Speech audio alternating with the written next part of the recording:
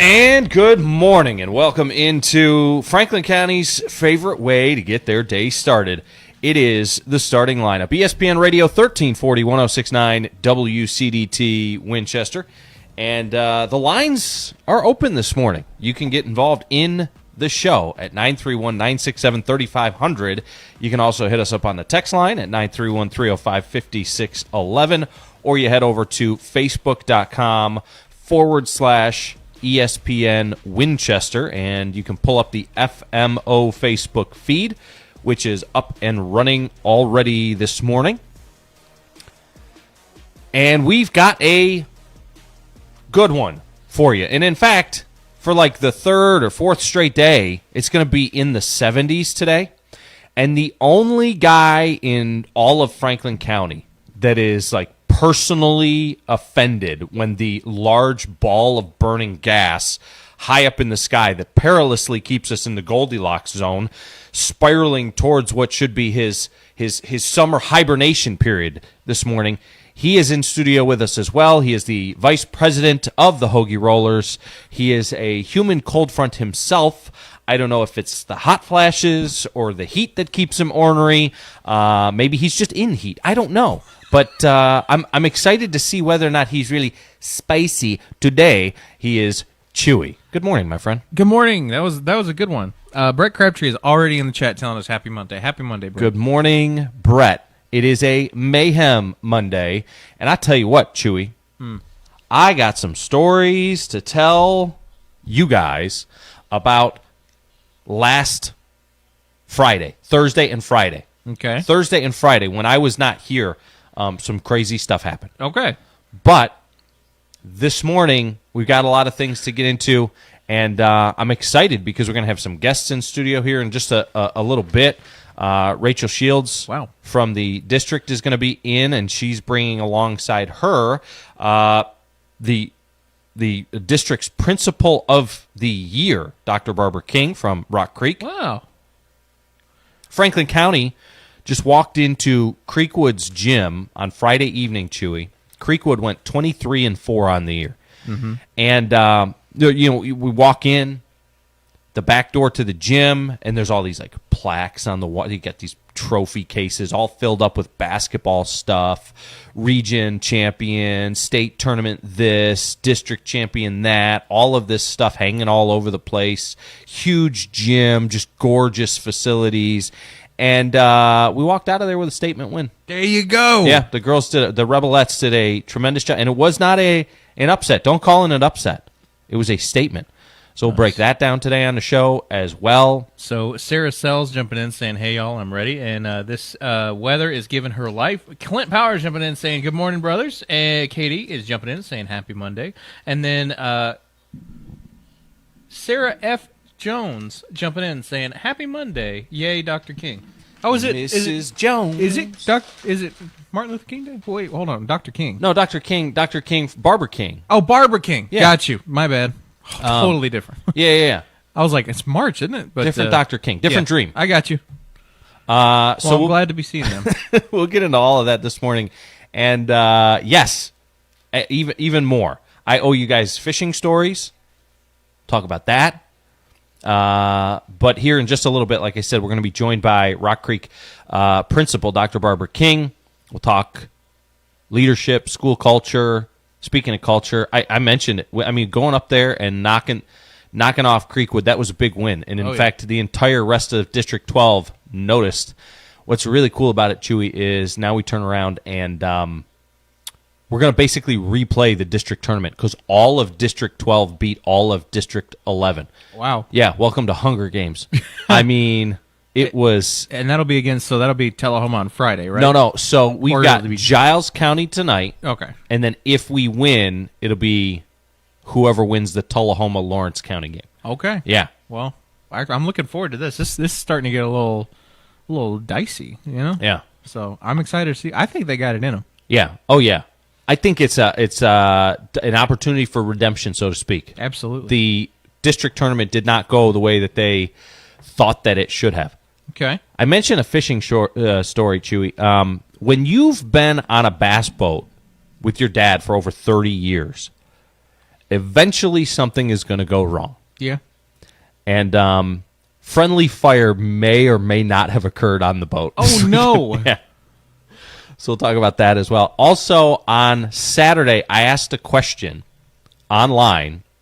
I think it was Saturday. Yeah, it was Saturday.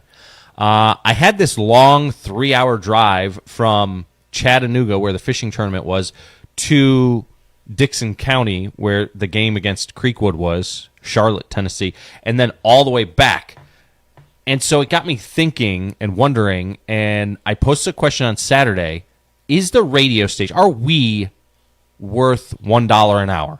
And I don't just mean like you and me and Johnny and Katie and ESPN Radio. I mean in general, like local media coverage, local culture, and what do we actually mean in a town like this? So we're going to talk about that as well on this morning's show. I got to bolt out of here at 8:45. Here's the thing. It drives me insane, but it's always 9 o'clock. Why are things always at 9 o'clock? Yeah. Can we push them back like 30 minutes? Landon Relford jumping in saying good morning, Chewy and Joe. And Good morning, Relf. Stacy Relford jumping in saying good morning. I was just going to say good morning, Relfords. Yeah, both Relfords. So the phones are open. Comments will be read. Feelings will probably get hurt this morning. It's a Mayhem Monday. Let's roll. All right. Chewy.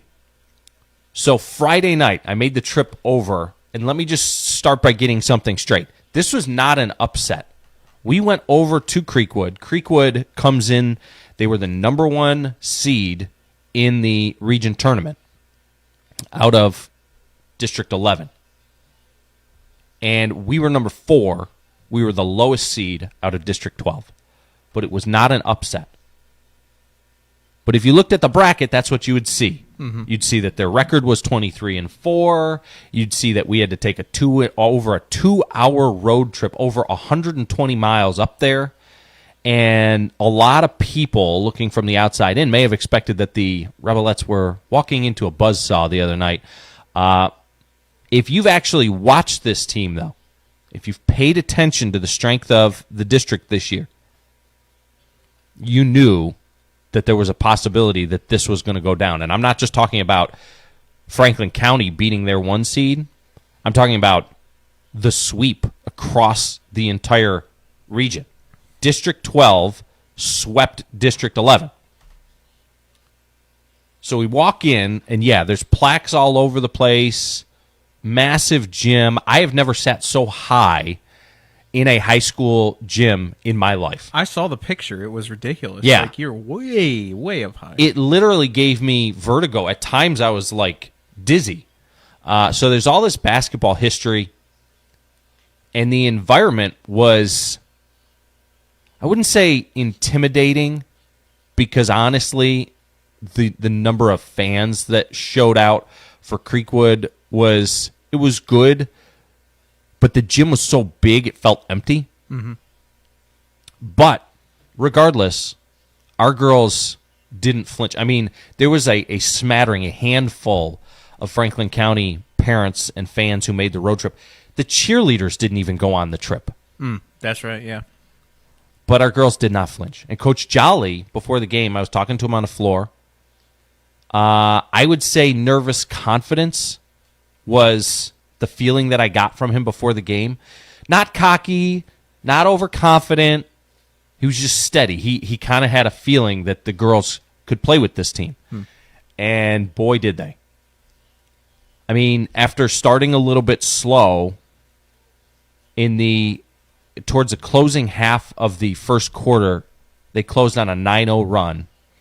They were up 25-16 at halftime, and then they opened the third quarter on like a 14-point run. Wow. So they pulled out ahead by, I don't know, it was 24 points, 25 points, something like that. 23 points. I mean, absolutely started to boat race them. And it was the best overall team performance that I've seen from them. They had girls, the Rebelettes had girls scoring from all over the floor. And this is the type of thing that we talked about in the past. If they play like this, they can play with anybody. And people from outside of Franklin County may not understand this, but District 12, our district, is absolutely brutal this year. And there's a reason why all 4 District 12 teams beat the District 11 teams. It's not a coincidence. So Andrew jumping in the chat. Good morning, Andrew. Good morning, and then Lambo's jumping in and saying, congrats. Great job, FC. Good to see you, Lambo. Yeah, but it wasn't an upset. Even if you look at the state rankings, we stepped outside our bubble, and we've proven what I've said all year long. This is a very good Rebelette team. If you haven't had a chance to see them play, I encourage you, and especially if you have had a chance to see them play, I encourage you to make the run up to Tullahoma tonight. They will take on Giles County. They do have weaknesses. Chewy Cinsalasa, Grayson Baggett, it's really hard to get around the fact that they lack a second true ball handler. When Nikasia Holman and Grayson Baggett were on the floor together, both of those girls are very good ball handlers and can get the ball up the floor really well. When you only have one, well, now the defense can trap players and it can cause issues. We saw a little bit of that even towards the end of the Creekwood game.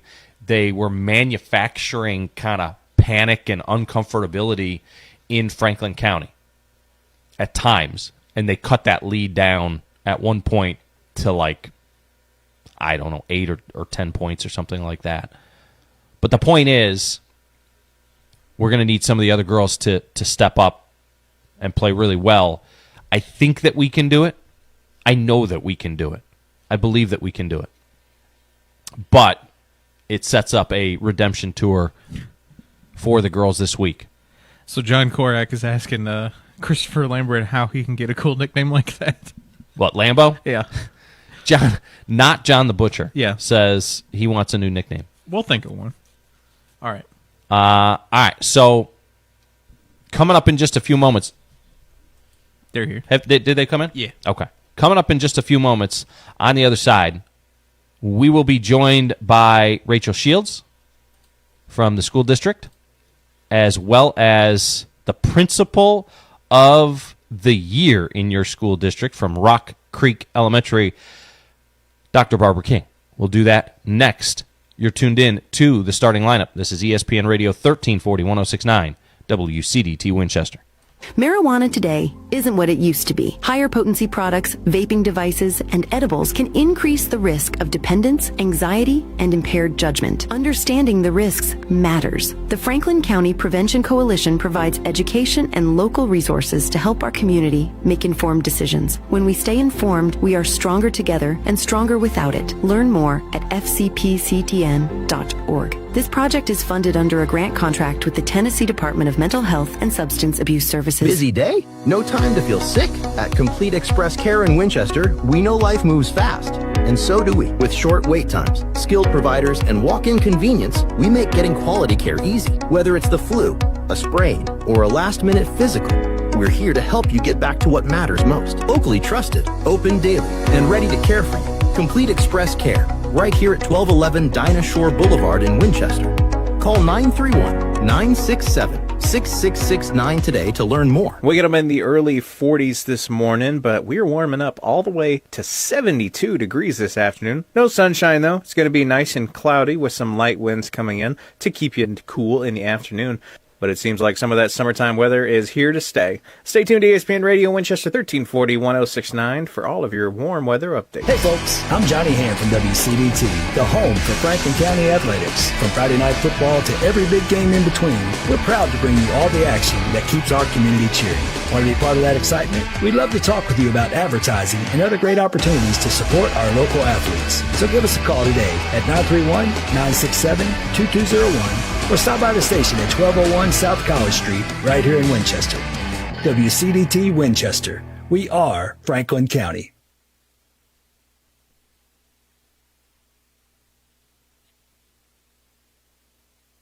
We had a plan, and then the microphones came on. You're listening to the starting lineup on ESPN Radio 1340 1069, WCDT Winchester.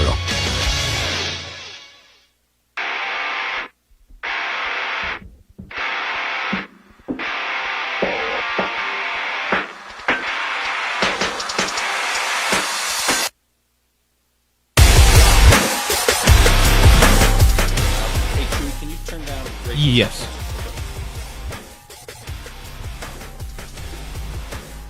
You're gonna wake me up on this Monday morning. Oh, yeah. Welcome back into the starting lineup. ESPN Radio 1340, 1069 WCDT Winchester. Working on giving Rachel Shields tinnitus. I am Joe Abraham. And in studio with us now, Chewy and myself, we are joined by Rachel Shields from the Franklin County School District. Good morning, Miss Rachel. Good morning. Good morning. How are you this Monday morning? Hey, I cannot complain. It was a beautiful weekend. We were outside all weekend. It's going to be a beautiful week. Yes. Maybe a little rain, but I am happy. We're here. And we are also joined, you brought a special guest with you this morning. I did. Yes, this is not only a principal in our district, a friend of mine, a mentor of mine, but this is the one and only Dr. Barbara King. Dr. King is the principal at Rock Creek Elementary, and she is also our district principal of the year. So I'll let her introduce herself real quick. Good morning. Thank you so much for having me. Yes, I'm the principal of Rock Creek, and I am so proud and honored to be here today. So thank you so much for having me. Absolutely. Dr. King, first I would like to apologize. So Crosby is mine. Katie Crosby Rowe is mine. Katie and I apologize for anything and everything that he may do while over there at the school. That's just, the kid is a special breed. We love him. He is precious. Yes. His idol, so to speak, is this one right here. If that tells you anything. We're best buds. Yeah. No, he's cool. I just wanted to say, by the way, the chat is lighting up that you're here. So, yeah, everybody She in has the a chat. huge fan base. She's Everybody. a celebrity. Landon is on fire. Stacy Relford jumping in saying hello. We've got Alice Davis. And then, so everyone is super excited that you're here. So thank you for jumping I'm in. super excited to be here. Well, Dr. King, first and foremost, congratulations on winning Principal of the Year. That's awesome. Not a small thing there. Thank you. What does it mean, that kind of recognition? What does that kind of recognition mean for you personally? It is huge, and I was very humbled by that because I have amazing colleagues, and it just warmed my heart to have that recognition. It was amazing, and there's so many great principals that I've looked up to and that I work with on the daily, and just super thankful and proud to be part of Franklin County Schools. What makes Rock Creek special to you? Oh, Rock Creek is an amazing school. We have the absolute best faculty and staff that I could ask for. My office staff, Miss Stacy, Miss Sarah, they are amazing. I'm surrounded with such amazing people, and we all work together as a team. And our families, the community at Rock Creek, the Estill Springs community, they all are super supportive of our school. And I'm just super thankful and honored to be there because we all work together and we're constantly striving to make Rock Creek the best possible school it can be. When you see the kids and they're walking down the halls at Rock Creek, I mean, what do you hope that they feel? Because I can still, and I think that we all can kind of still go back in the recesses of our mind and remember different moments, whether they be positive moments, scary moments, learning opportunities, just from our days at that age. It's such an important age. What do you hope that your students feel while they're walking through the halls at Rock Creek?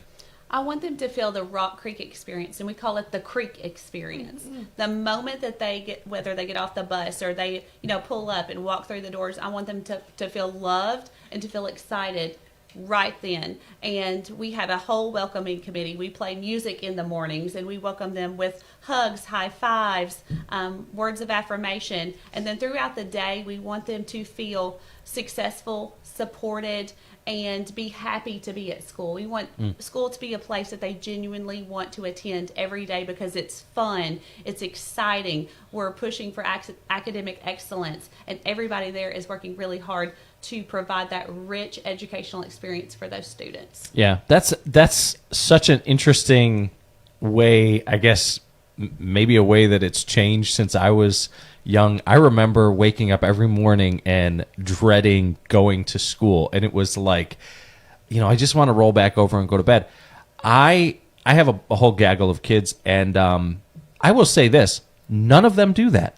none of them, and I don't know if it's just the way that schools and education has changed in recent years, but and here's the other thing. I can't necessarily agree with everything. Like sometimes the stuff that I see with math, like how we teach math nowadays and other things like that, I can't necessarily agree with everything, but I can say that you guys are doing something right because they want to be there. Good. Yeah. Have you ever been to Chick-fil-A?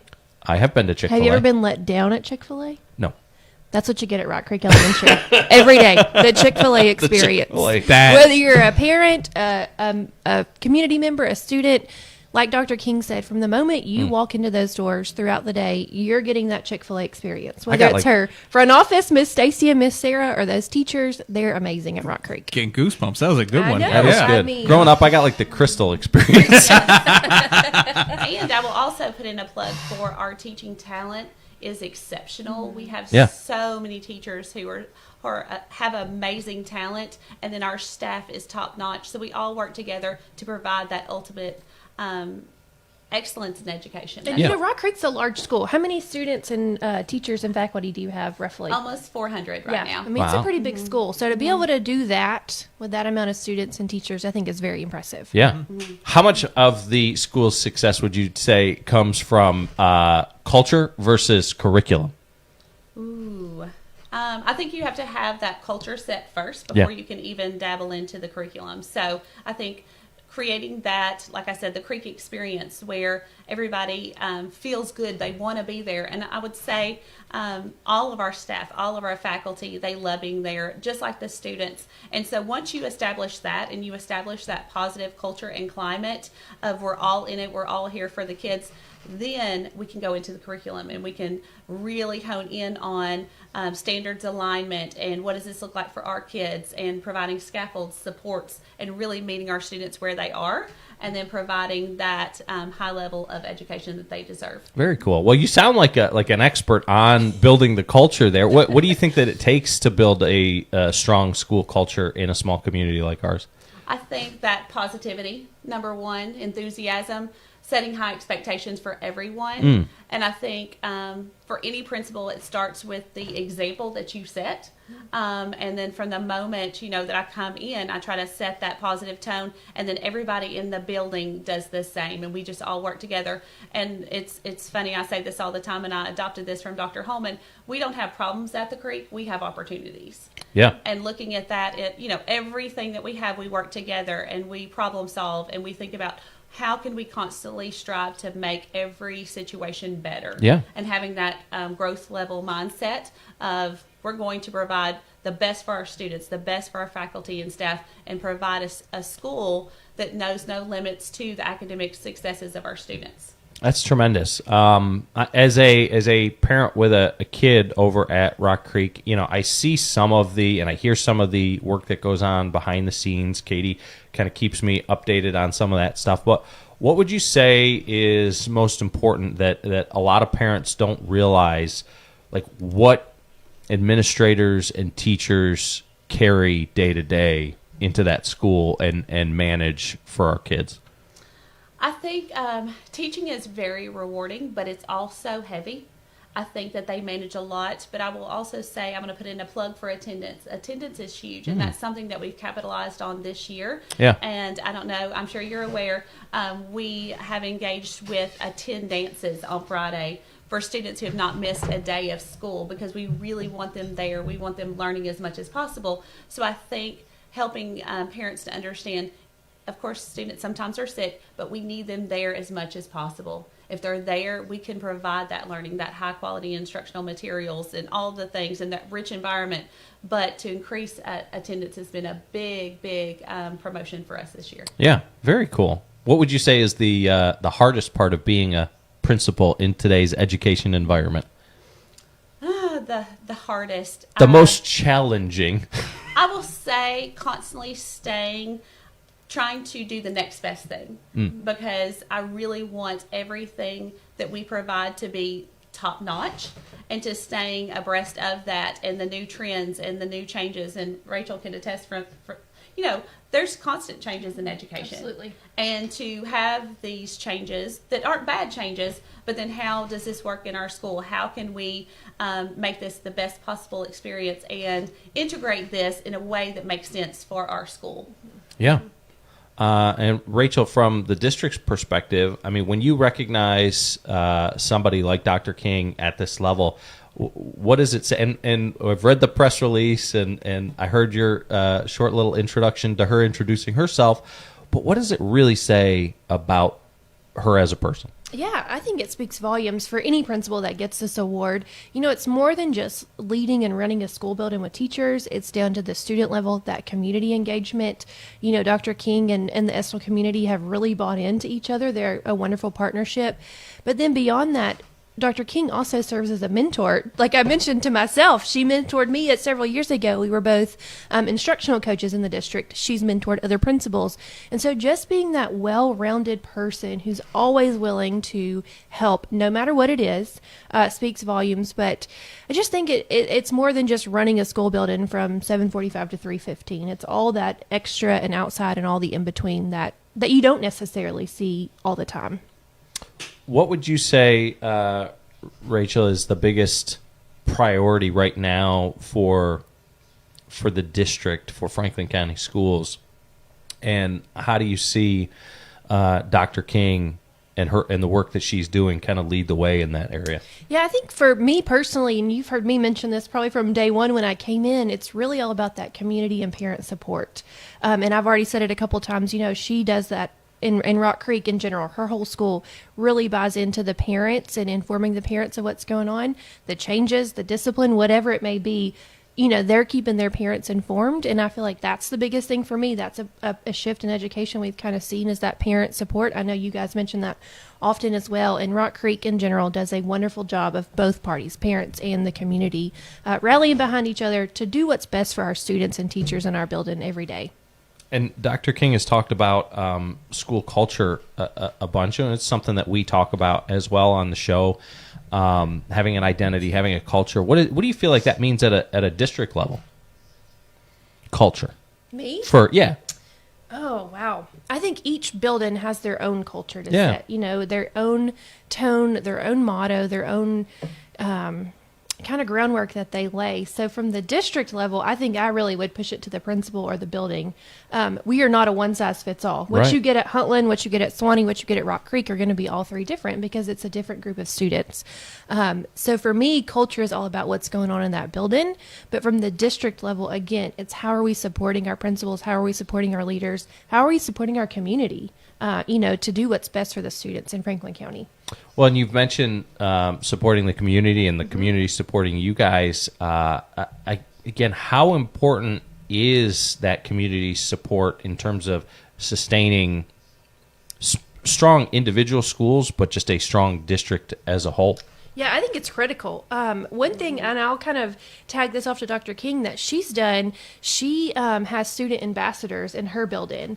And so that's another way to support and show our community. But because we want to build students who are productive citizens of Franklin County one day, we want them to stay right here. So while we need our community support now, we need that because we want that in turn. We want to produce students who want to stay and work in Franklin County and be productive. Yeah. And so she's kind of done that with her student ambassadors. They had our, not necessarily community, but our school board came in for School Board Appreciation Week. And so she's kind of trained some students on what it looks like to greet an adult, what it looks like to host an adult. You want to share a little more about your ambassadors? Absolutely. So for about 2 weeks prior to that event, we met at 7:15 until 7:45, and we worked on soft skills, handshakes, high fives, eye contact, and really how to welcome a guest into the building. And it was an amazing opportunity for these kids to learn that early on, and they loved it.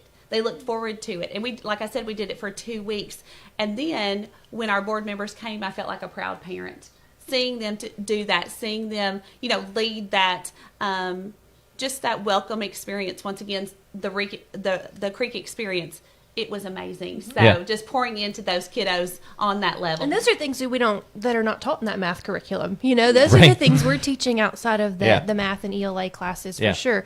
But again, I can't say it enough. I have felt the community support from early on. We planned the block party, had the block party. You guys were there and saw. I mean, it was a community event. Everything we do is all about the community. We meet and talk with our business partners about what classes do we need to offer at the high school level to prepare students for the workforce and for what's beyond high school. So I can't sing it enough. I am a community-driven person. That's what makes Franklin County so special. So the more support from the community, the better. Well, and you kind of saw where I was going, because I was going to flip that around back to you, Dr. King, in terms of building up that culture that you've spoken about. How important has the community support been in terms of building that and then sustaining it long term?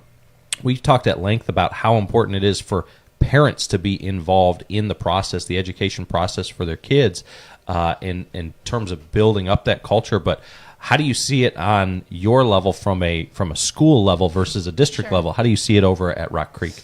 Honestly, from the principal lens, I have been amazed at the buy-in with the events that we've had at school. I think during COVID, of course, most schools had their doors closed. We tried to, kind of be careful in that way. Since then, we welcome our community members. We welcome our parents. We want parents in the buildings, whether it be parent-teacher conference, events that we're having, parties, anything. We want it to have that community feel. And so parents have responded to that positively, and it's been wonderful. One of the best things that we've done this school year was the reverse parade. I don't know if you got to come out for that, but that was an amazing event, first annual event, and we had a huge turnout. So I think just providing those opportunities for the community to be able to come out and to take apart our grandparent breakfast that we had over 800 show up. Wow. First time that we've ever had that. And,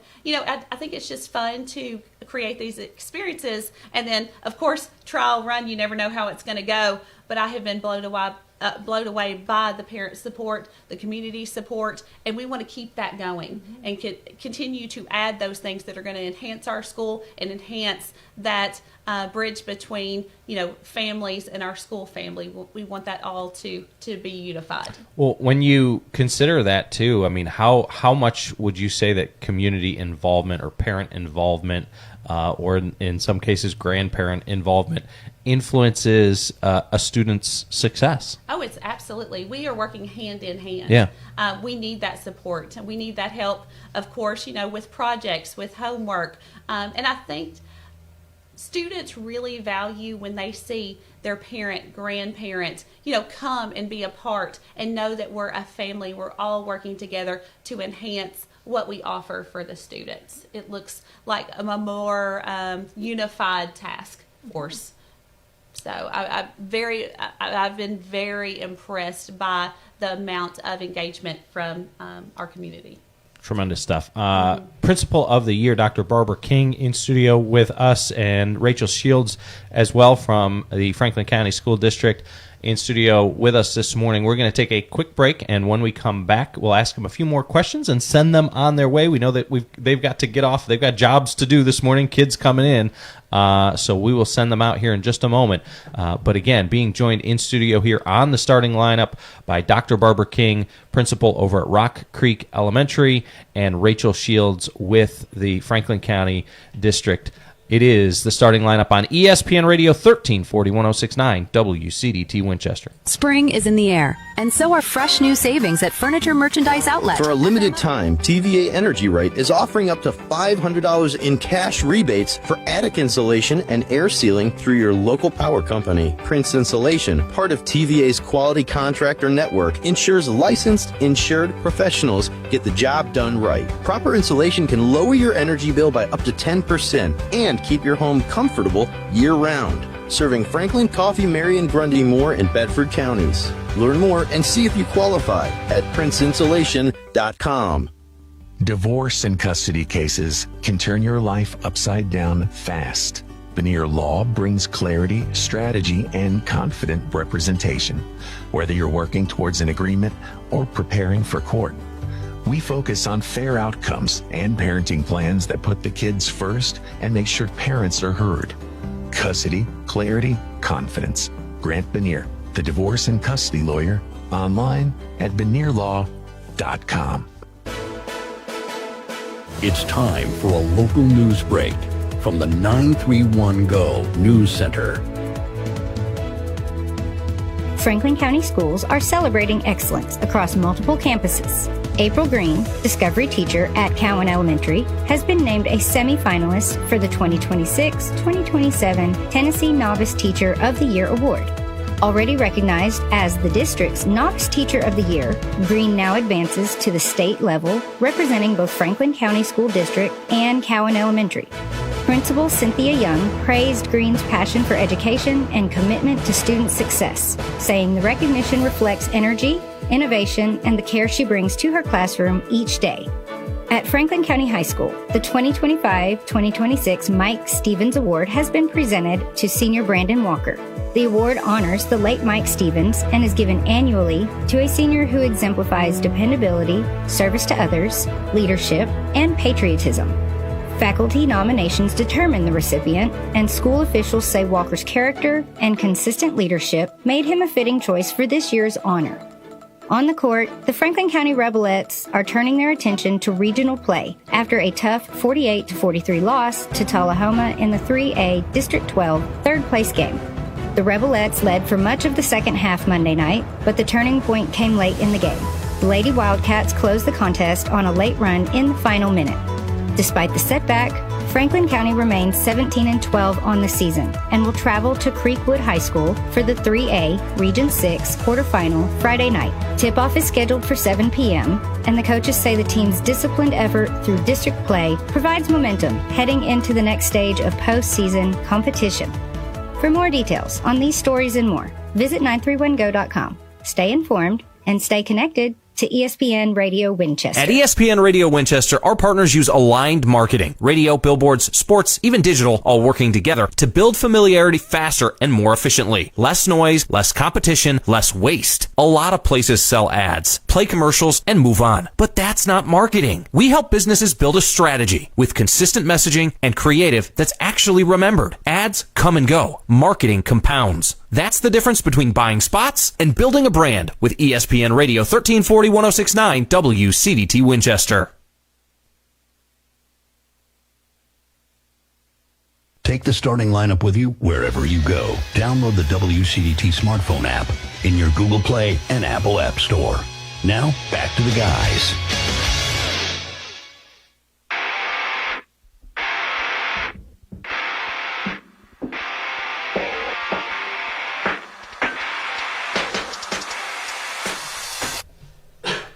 Back here on the starting lineup, ESPN Radio 1340 1069 WCDT Winchester. I am Joe Abraham in studio with Chewy this morning. We have Rachel Shields from the district and Dr. Barbara King, who is not only the principal of the year, but she's the principal of the year of Franklin for the whole district of Franklin County's finest school. So like a double whammy. Yeah. But you guys won Franklin County's finest school as well. Your mantle is going to be full here. Get all the trophies. We're good with that. I like a trophy. There you go. Well, congratulations.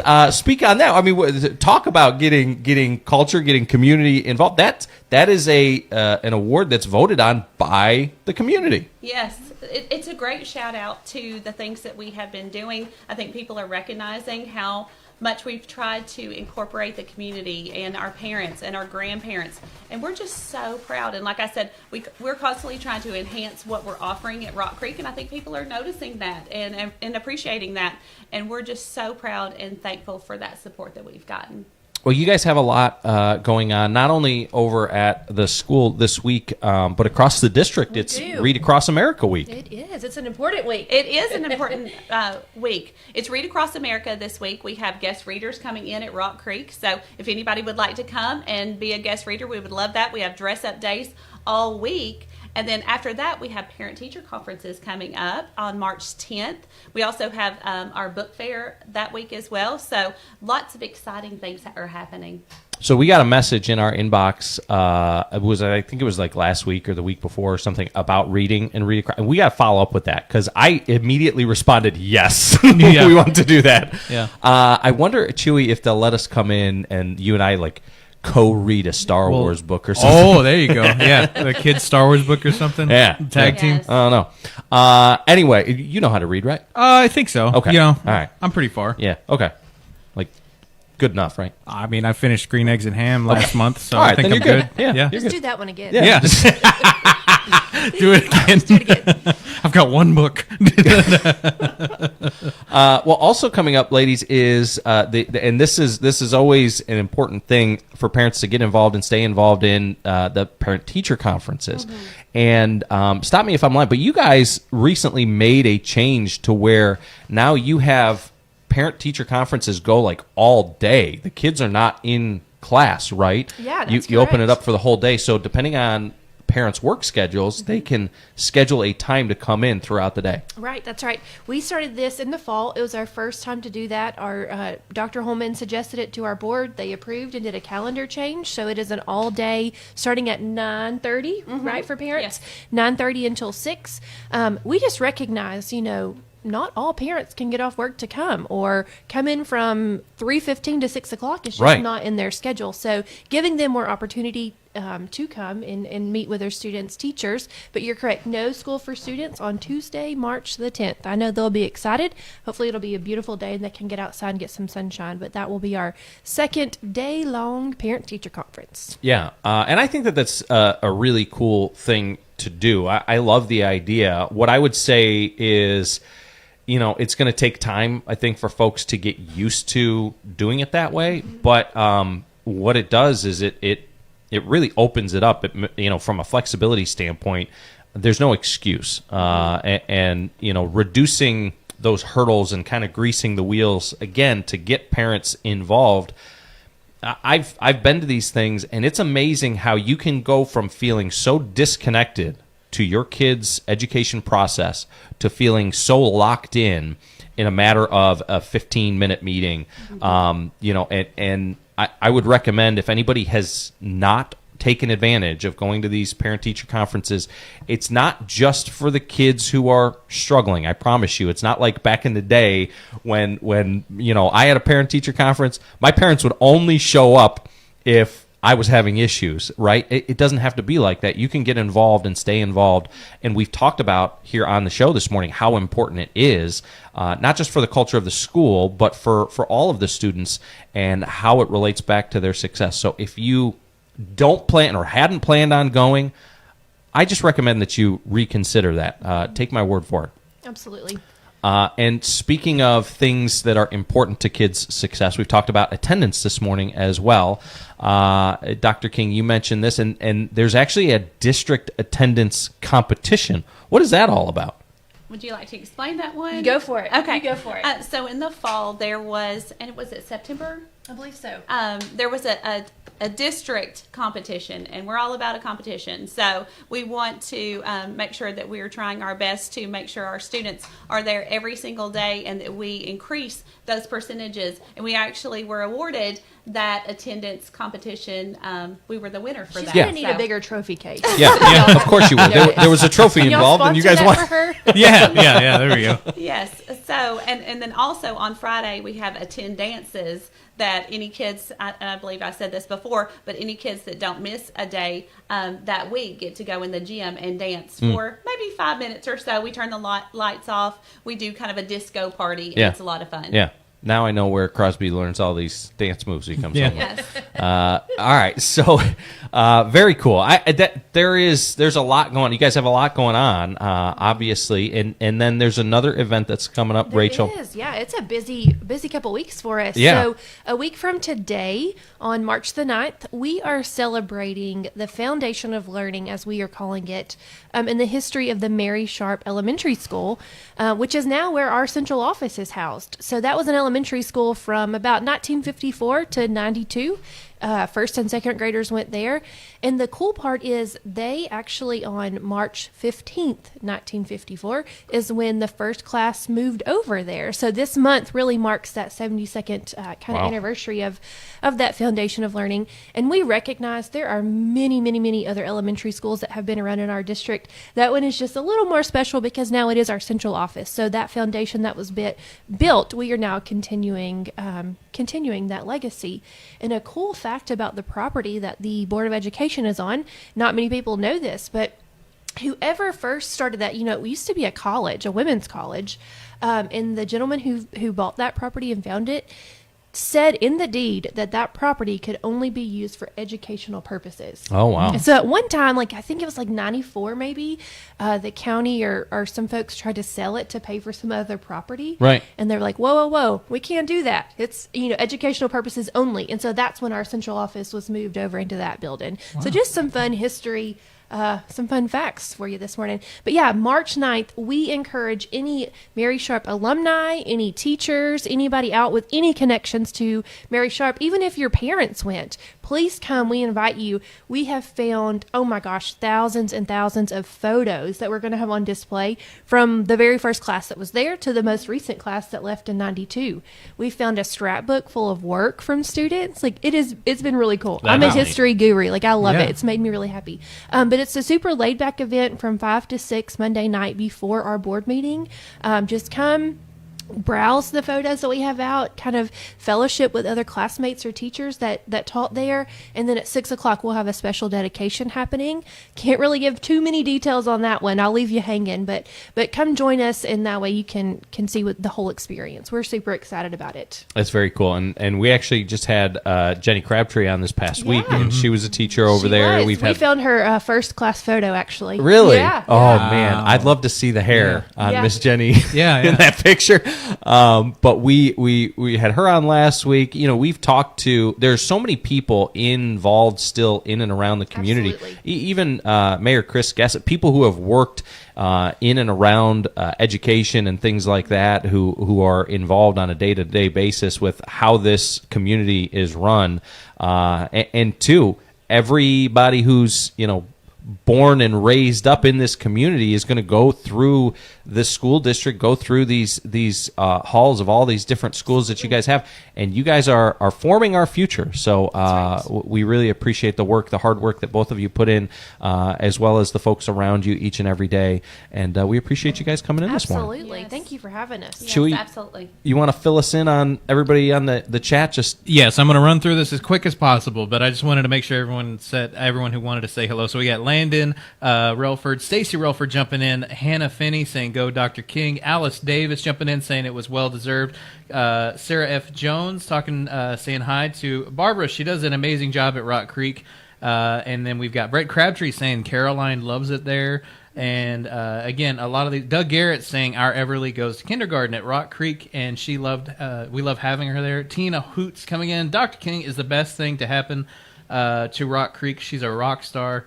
And then John Korak coming in, jumping in, asking some questions, and I'll forward some information to him about that. But also Brett Crabtree saying hello. And then finally, Jordan Mayer saying, so thankful to have Dr. King at RCES. Yeah. So great job. That's awesome. Thank you very much. Which, by the way, the rock star thing, if you guys don't already give a student award away that's called the rock stars or something. Oh, yeah, rock stars. Yeah, that's a good idea. For sure. Yeah. I encourage you guys to go over on Facebook if you don't already follow and like the Franklin County School District. Do that so that you can stay up to date with all the things that they've got going on. Specifically, if you've got somebody who is involved at Rock Creek, a kid that's involved at Rock Creek, go follow their page.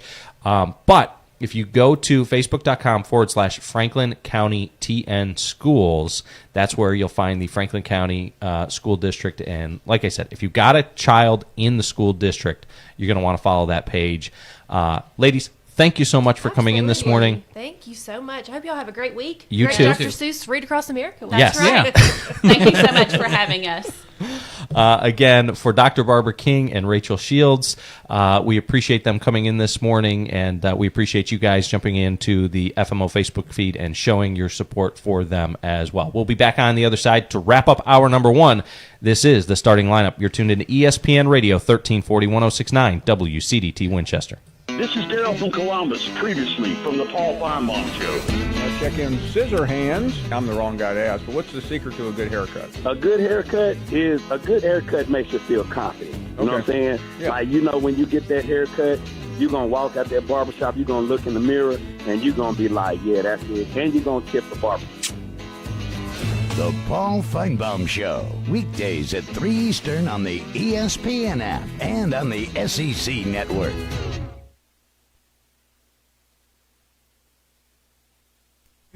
More Courtney Funeral Home. Well, they're a fifth-generation funeral home taking care of the people of Franklin County since 1905. They're committed to serving you, dedicated to providing personalized, professional, compassionate service to help lighten your burden and help you out during these difficult times. More Courtney Funeral Home, 300 First Avenue Northwest in Winchester, 967-2222. More Courtney Funeral Home. There was an outline for today's show, but it didn't survive the opening segment. Back to Joe and Chewy on the starting lineup right here on ESPN Radio 1340 1069 WCDT Winchester.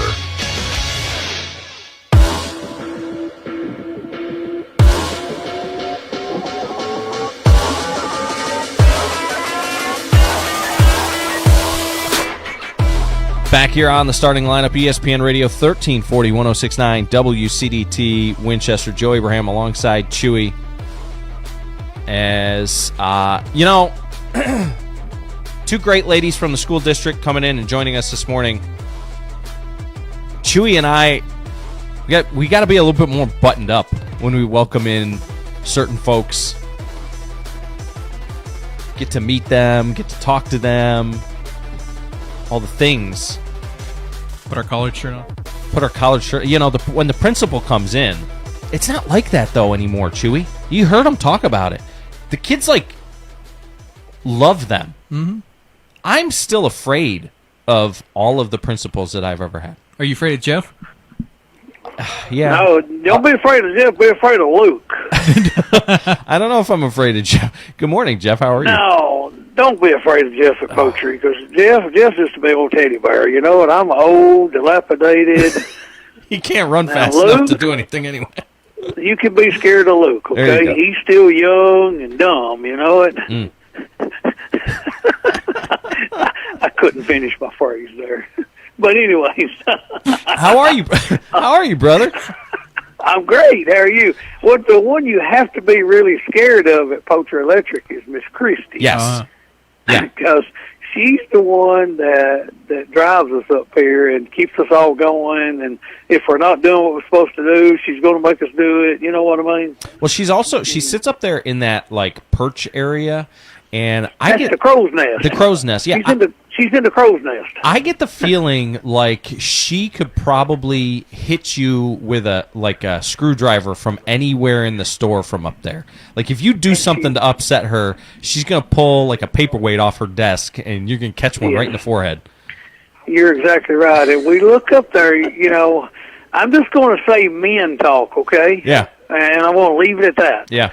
Well, men talk start happening sometimes here, and nobody either knows Christy's up there or we forget that she's there, and all you do is just look up there and she'll have an evil eye at you, Yeah. So she's our angel in the sky here that keeps us all straight. Yeah.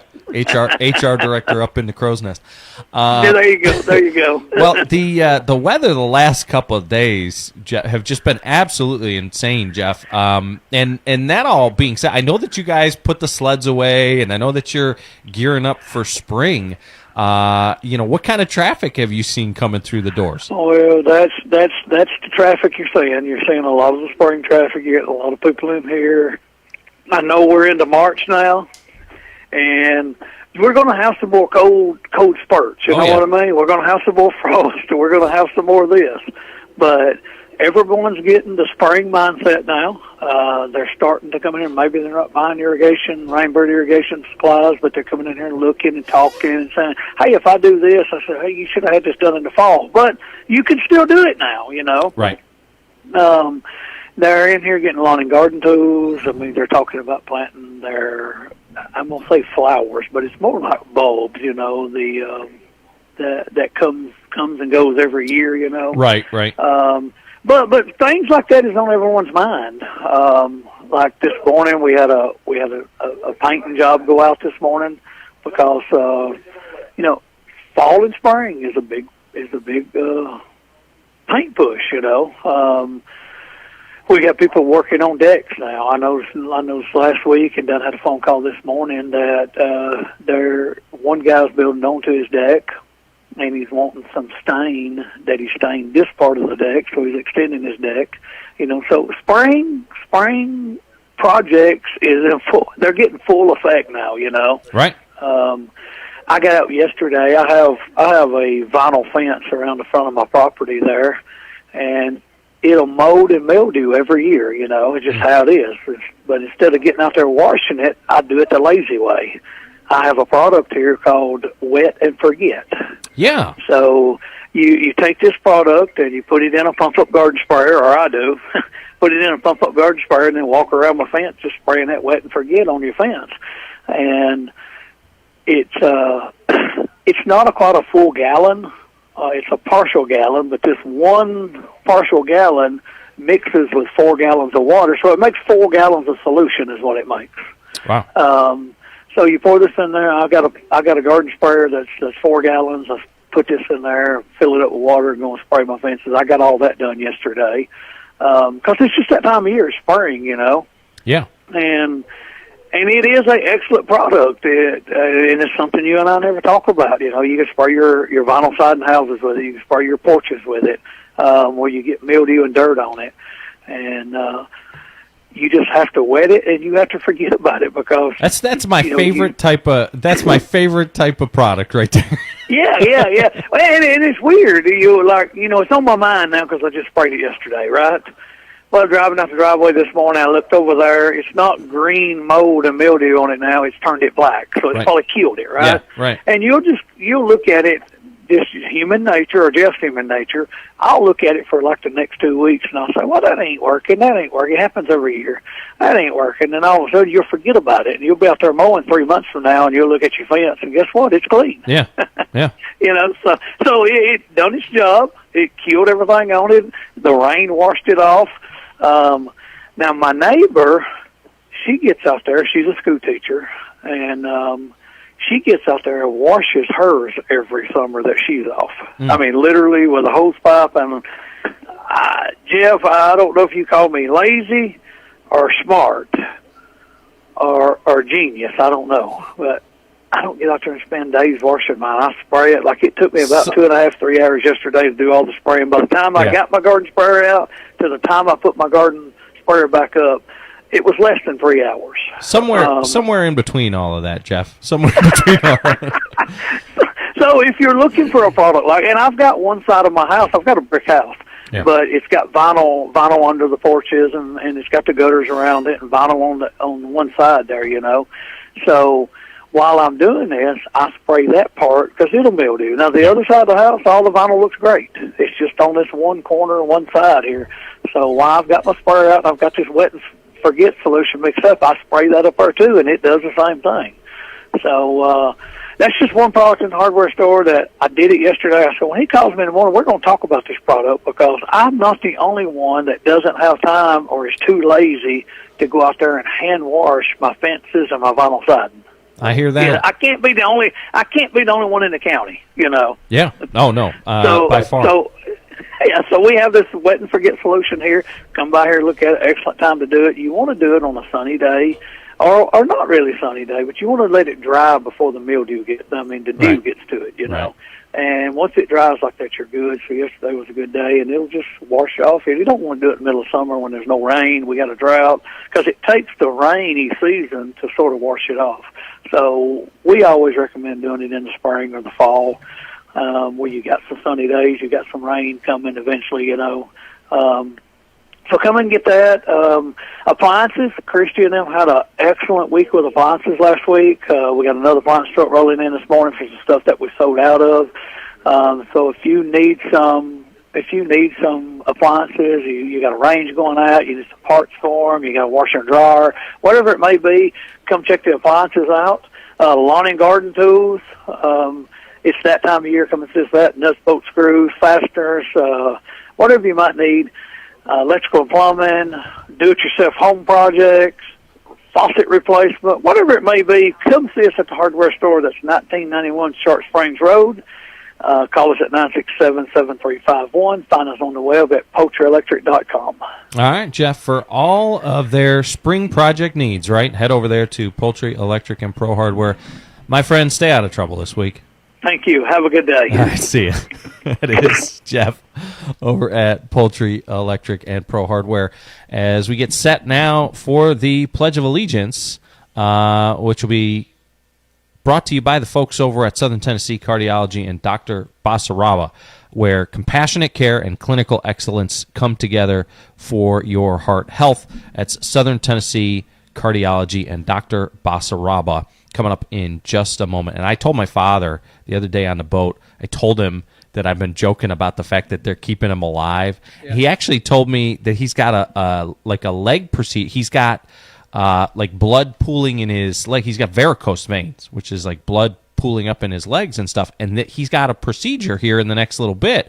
Yeah. To work on his varicose veins. So they do more than just heart health. It's like a whole body type of thing over there. Good morning, Deckard. Good morning, WCDT. How's it going out there for you guys? We are wonderful on this Monday morning. How about you guys? Oh, we're having a good time out here. It's going to be super bright and warm today, so I think to celebrate, we need an awesome pledge. I think we can do that for you. We've got third graders from Miss Quintanilla's class ready to make that happen. All right, let's hear it. Good morning, Franklin County, on this first Monday of March. Please join Deckard Elementary as we stand, salute, and pledge.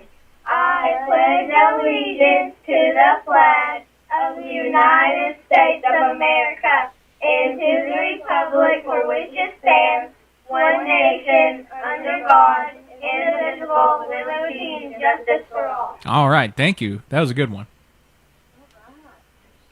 We got someone with a joke about the day for you. Why shouldn't you borrow money from a leprechaun? I don't know. Because they're always a little short. That was actually really good. I like that one. That was cute, Deckard. Thank you. Oh, thank you, guys. You guys have a wonderful day. You too. See ya. Goodness gracious. That was diabolical. Yeah. that one was rough. All right. Oh, jeez. Chewy, let's get the call in to Heath real quick. Alrighty. And if you have not been paying attention, I encourage you.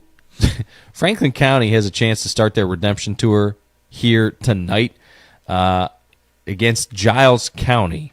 Now, Franklin County finished tied for first in the district for the regular season, but then had a poor district tournament and finished fourth. But now they have a chance to essentially redeem themselves. All four District 12 teams are still alive in the regional tournament. So I encourage you, if you get a chance, go over there to Tullahoma and check out the Franklin County Rebelettes as they take on Giles County. On the line with us now, let's go over to Heath Automotive. We've got Steve on the line. Good morning, Steve. How are you today?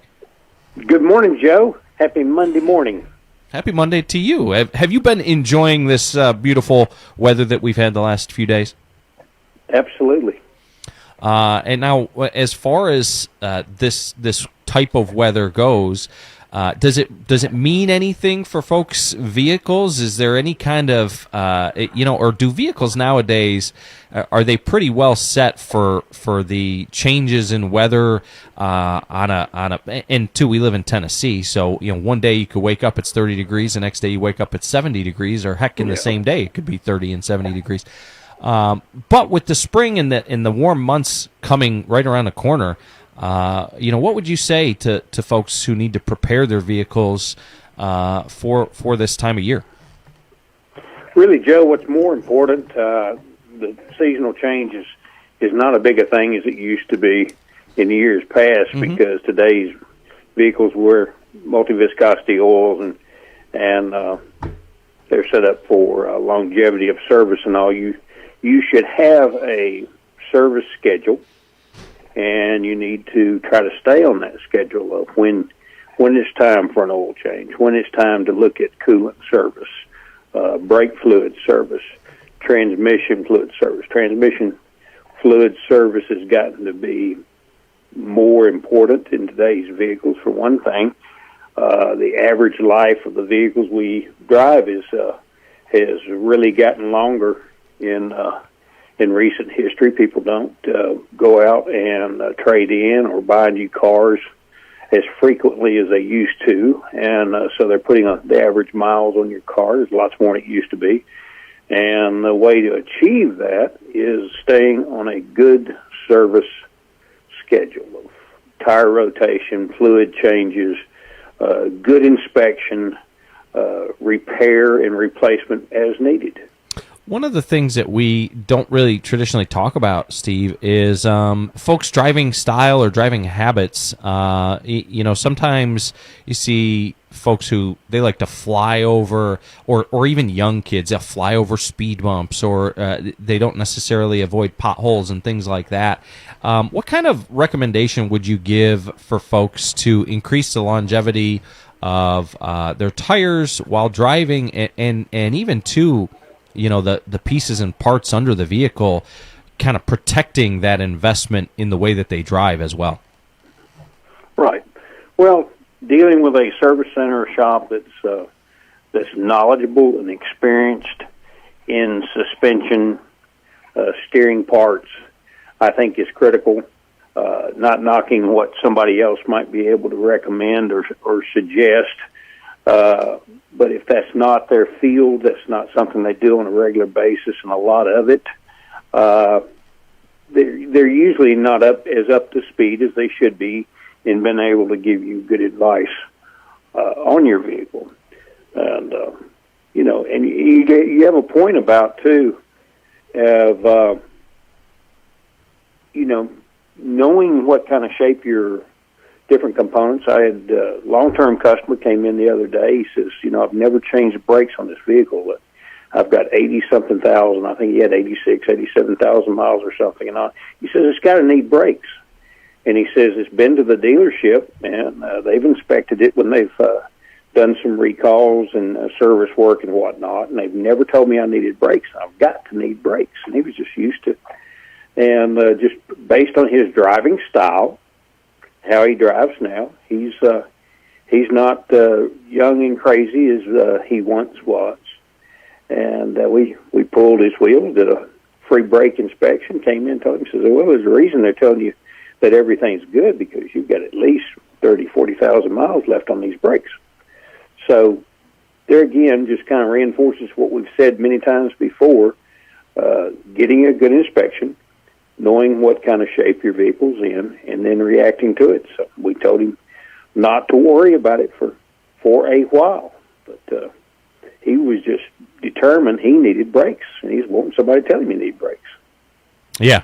Well, where can folks find you if they need a new set of tires on their vehicle, or maybe they've got some brake or suspension questions or issues?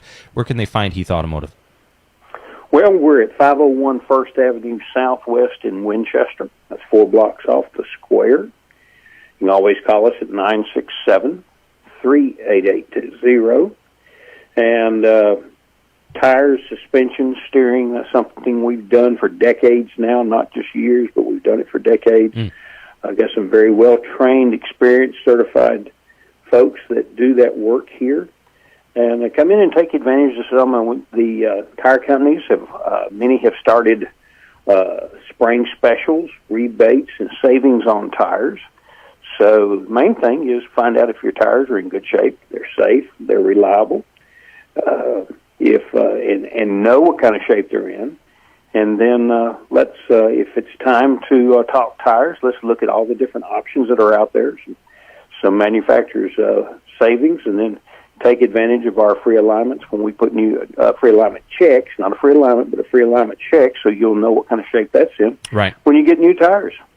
Tremendous stuff. Again, they are Heath Automotive, and you can find them just off the square, right? Just off the split. Yeah, right at the split. 4 blocks off the square, right at the split. We're not hard to find. Steve, thank you so much. And, hey, by the way, you guys got any rebates going on these days? Yeah, definitely. We got the start of March. We had several companies kick in with their their rebates. We still have about 2 weeks left of the hand cook, which has been very popular. People taking advantage of that, especially some folks with hand cook is very well known for their pickup truck, some of their heavy duty stuff, 3/4 ton and ton truck tires, their longevity, even their all terrains, and we've had a lot of customers taking advantage of that. Well, good stuff. We appreciate you, Steve. All right, Joe. Y'all have a great week. You too. That is Steve. Remember to call me Friday. Yes, sir. I was out of town last Friday. Did we not call him last Friday? Yeah, blame somebody else. Okay, it was me. All right, I'll get on to him. Train the staff now. Come on. Thanks, Steve. Y'all take care. That is Steve over at Heath Automotive, and again, was it Heath that's in the process of redoing their website? Let me check. Yeah, I think it's Heath that's in the process. Not last week, like week before that. Yeah, he's been talking about that. But you can find him on the web or on Facebook right now. If you look up Heath Automotive in Winchester, you can actually see the rebates that they've got. They've got one up for Firestone. They've got one up for Hankook still. They've got one up for Bridgestone. So, again, go over to their Facebook page, and you can see all those rebates. All right. Hey, before we get out, I wanted to save this for the second hour, but Okay. I didn't know how long our interview was going to be. Did you know it was one of the Hoagie Rollers' birthday today? Is it really? It is. It is Landon's birthday today. Relford? Yeah, Relford's birthday is How today. did I not know that it was Landon's birthday today? It is. I was going to say something about it early, but I didn't want to get in the way of everything. But hey, happy birthday to Landon. If you're in the chat, let us know, Landon. Happy birthday, Landon. Yeah. Is he old enough to drink now? No, that's tremendous. Yeah. All right. Good job by him getting a year older. He made it true. Shout out to another Hoagie trip around- Roller. Yeah. I mean, not all of us can be Hoagie Rollers. Some of us have to be traders, but that's okay too. We'll talk about that as well at some point. Don't think I forgot. Yeah. All right. Let's get a break in here, and when we come back, I've got to tell you about this story. I left to go fishing late last week, as a lot of you may know, with my father down in Chattanooga. And I apologize to all of the listeners for missing the show Friday morning. But in my defense, I technically almost died in a creek. So I'll tell you what happened when we come back. It is the starting lineup.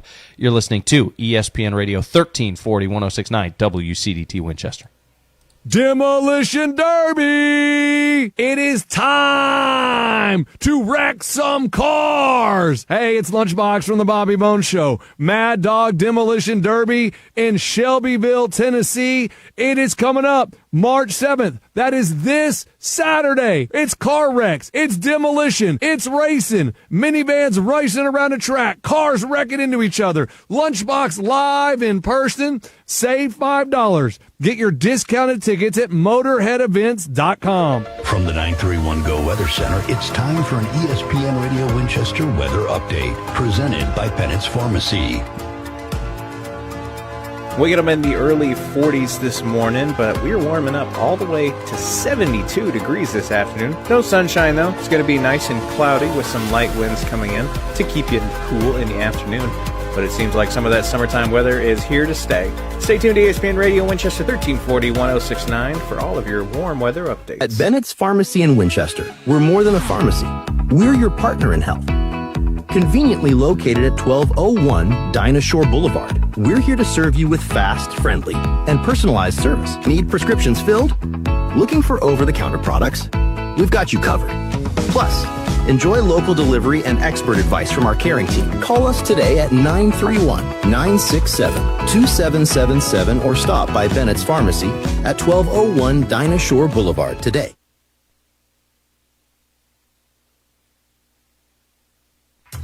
When life hits you hard, you need someone who will stand up and fight back for you. Andy Davis, attorney at law, serves Southern Middle Tennessee in personal injury, criminal defense, family law, bankruptcy, and more. Call today to set up your free consultation, where you'll get clear answers, honest guidance, and a plan built around your needs. Online at southerninjurylaw.com. This is an advertisement. Andy Davis, attorney at law, responsible for content. No representation is made that the quality of legal services is greater than that of other lawyers.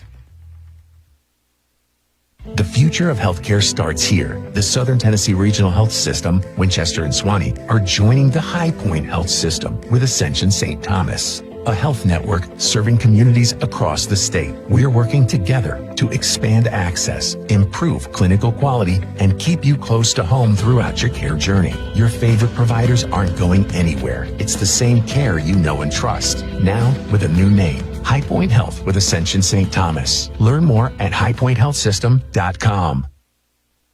Looking to make a difference in Franklin County? The Franklin County Prevention Coalition works every day to build a safer, healthier community, free from substance misuse. Through education, outreach, and strong local partnerships, they empower parents, schools, and leaders to prevent addiction and support positive choices. From youth programs to community events, the coalition is here for you. Learn more or get involved today at fcpctn.org. Together, we prevent. This project is funded under a grant contract with the State of Tennessee Department of Mental Health and Substance Abuse Services. Looking for more than just prescriptions? Bennett's Pharmacy in Winchester has it all. Grab a bite from our menu, browse our boutique for one-of-a-kind finds, and sip on a Bloody Marty that's worth talking about, all in one stop.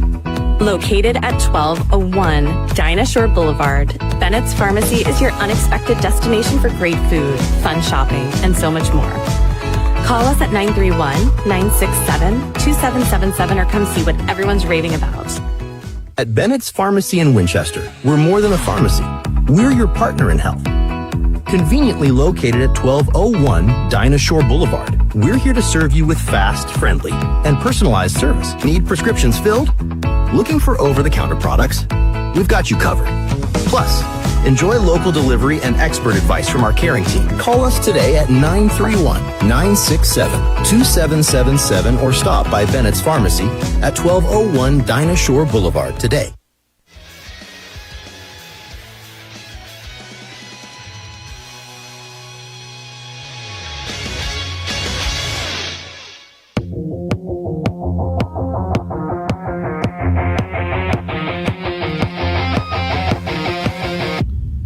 Back here on the starting lineup, ESPN Radio 1340, 1069, WCDT Winchester. Chat's been lighting up. Yeah? Good morning, chat. Jay Cool jumped in saying good morning, Hoagie Rollers. What's up, Jay? Clint Powers said, we got to keep the big dog healthy. Or around, anyway. He says, need his knowledge and connections. And then Brett asked, Joe, did you smack your dad with a treble hook? No. Okay. So, the other way around. All right. Oh, God. So, listen, I have been fishing my whole life. I grew up on the Finger Lakes up in western New York, and we were like Italian redneck mobster types, I guess. I don't know how you describe us. But that being said, I didn't go hunting for the first time until just a few years ago. Oh, yeah? But I grew up on a bass boat on the lake. And fishing was always our thing. In fact, my father's favorite picture of me is, I'm standing there holding my first fish. I'm like 3 years old or something like that. My father still has my childhood Plano tackle box in his garage. He's got a fishing garage, which more on that here in just a second. But I had like like all the lures, the bobbers, all the things from a young age. My father had a store at one point called the Fishing Hole. Yeah, I mean, he's the host of nationally syndicated Bassmaster Radio.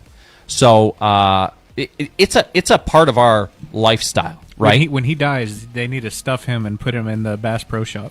Yeah, like they'll replace the big grizzly bear. It'll just be him.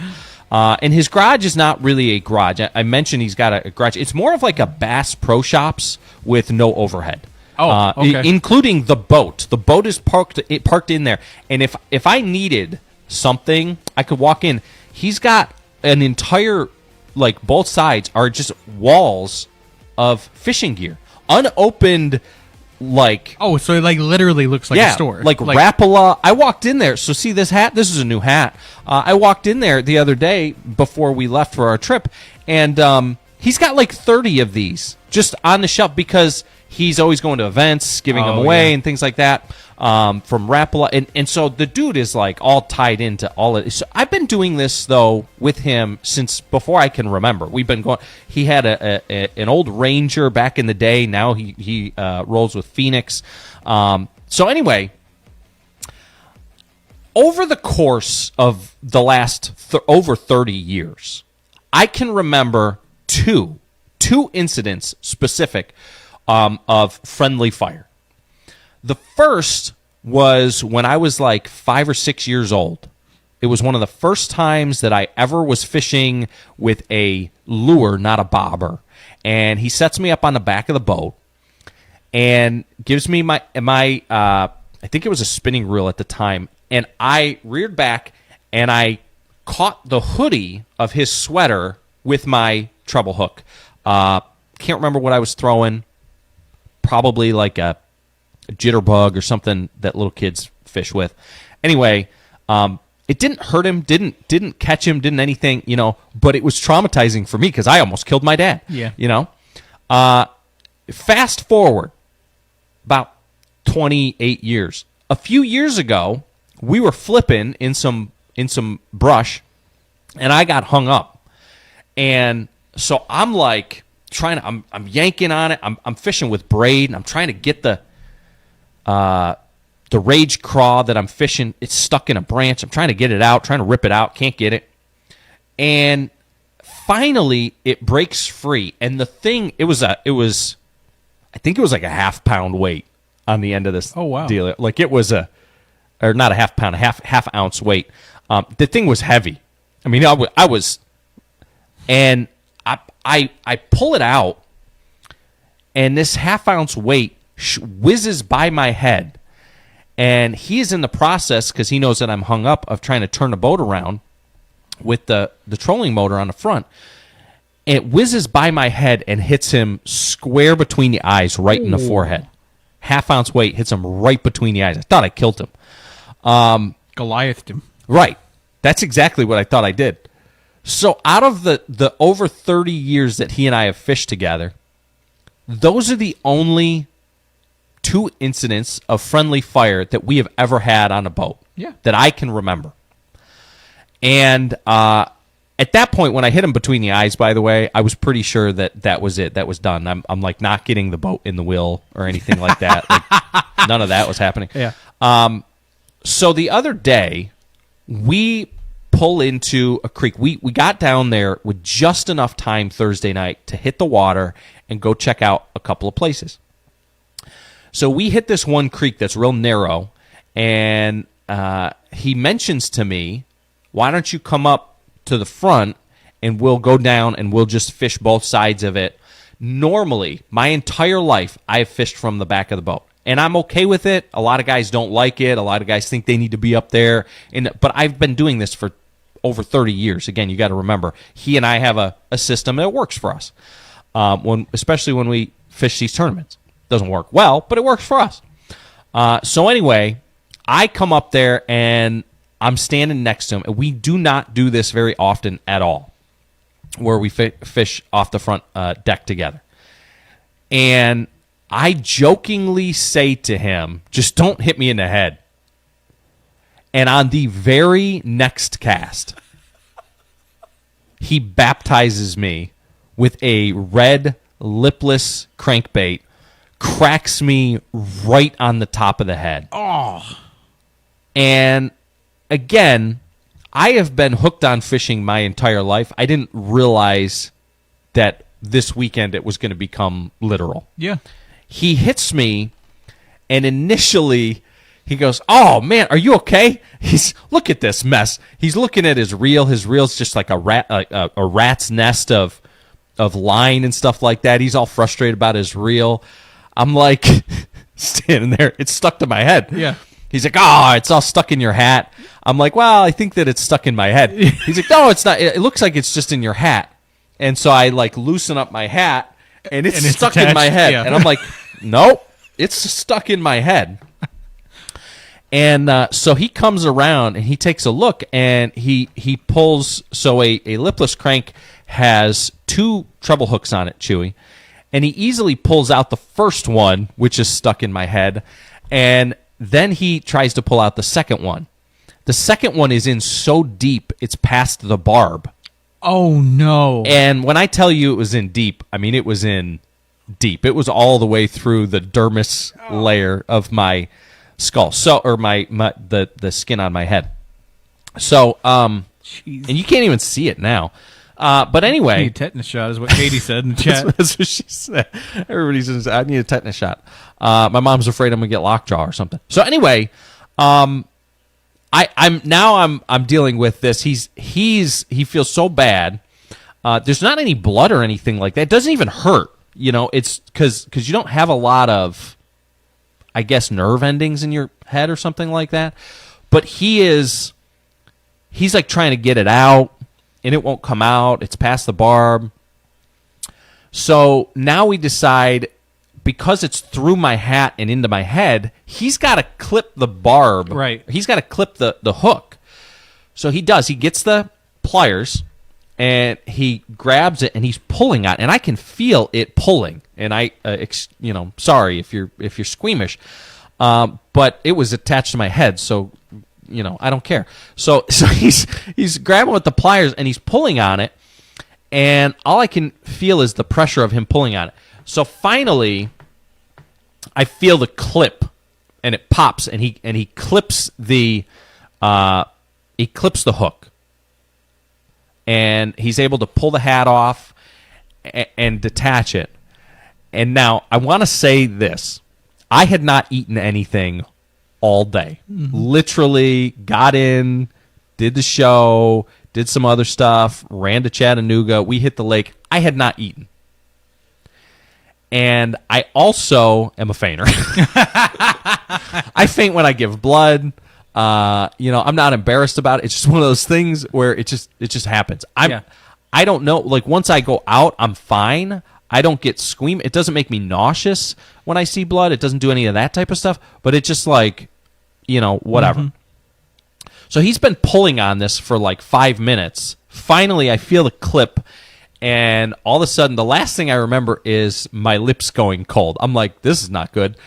And so my brain's just like, nope, we're not doing this. And I pass out. And on the lake.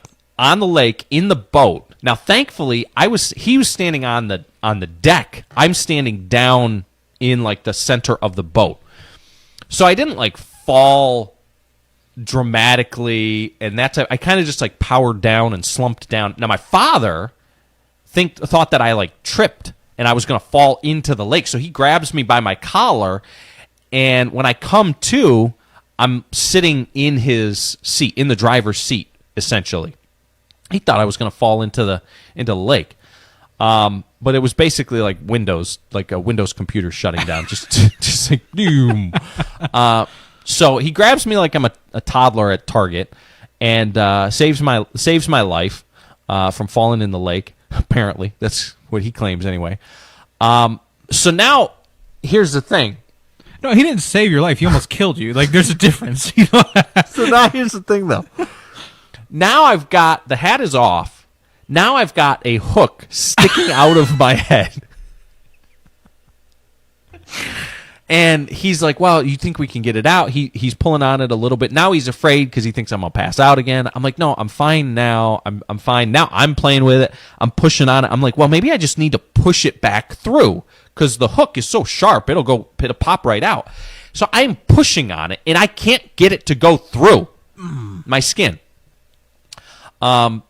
So anyway, he's like, oh, we just need to take you to fast pace. I'm like, no, that's stupid. We can get this out. It's probably not even in that deep. Like, this is ridiculous. We just gotta figure this out. So he's like, no, the sun's about to go down anyway. We were pretty much done anyway. And he's like, let's just go. We'll stop at the fast pace on the way home. They can, pull it out, and we'll be good to go. So on the way back to the hotel, we stop at a fast-paced type of place. We walk in the door, and we tell the lady that I've got a hook sticking out of my head. And she's like, what? Mm-hmm. Like, it was the first time she had ever heard of it. I'm like, woman, you live in a fishing town. Like, there's signs for fishing on chick all over the place. We're in Chickamauga. And I'm like, what? This should not be like a surprise first time. So now they've got to see it. All the girls are like coming out. Oh, they're all like, they all want to see the hook that's sticking out of this dude's head. And so one of the ladies asks him, she's like, well, what kind of a hook was it? And my father, this is the best part, my father goes into a full breakdown of, oh, well, it was like a red lipless crankbait.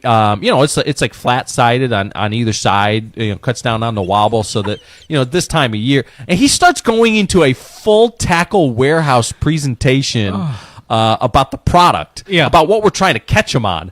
And I stop and I turn to him and I said, listen, this is not like a Strike King commercial right now, okay? She's not asking you what we're catching them on. She's asking you what kind of metal the hook is made of, like what kind of hook we're dealing with. And he's like, oh, okay.